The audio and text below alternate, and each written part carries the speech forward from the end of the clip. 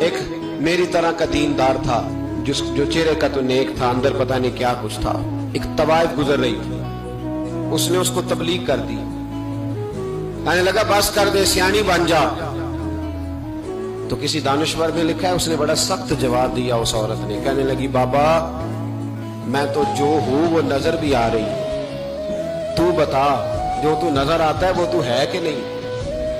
اس بندے نے چیخ ماری اور بے ہوش ہو کے گر پڑا. لوگوں نے کہا بابا آج کسی صوفی کا کلام سنا ہے جو بے ہوش ہو گیا؟ تو اس نے کہا نہیں، آج طوائف کی بات سنی، طوائف کی. اور وہ عجیب بات کر گئی ہے. وہ کہہ گئی ہے میں تو جو ہوں میں نظر آ رہی ہوں، تو بھی تو بتا نا، تو بتا نا کہ تو دستار امامت پہنتا ہے.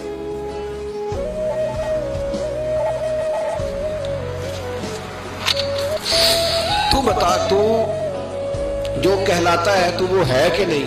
یہ وقال الانسان ما لہا، یہ راز قیامت میں کھلے گا.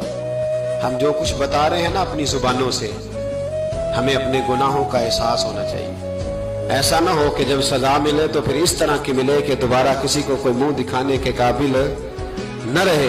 میرے بھائی یاد رکھیں اور سمجھیں، گناہ انسان کی زندگی کو تنگ کرتے ہیں. میرے نبی پاک علیہ السلام نے فرمایا جب تو جھوٹ بولتا ہے تو تیرے فرشتے کرامن کاتبین سائیڈ پہ ہو کے کھڑے ہو جاتے ہیں. جب تو زنا کرتا ہے تو تیرے اندر سے ایمان نکل جاتا ہے. اور نبی پاک علیہ السلام نے فرمایا جب میری قوم میں ناانصافی عام ہو جائے گی تو قتل بھی عام ہو جائے گا. اور سن لو لکھ لینا یہ حدیث دل کی تختی پر.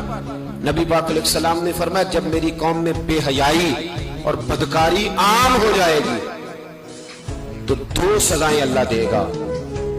ایک تو جوان موتیں آئیں گی، جوان بچے کچھ بھی نہیں دیکھا چلے گا.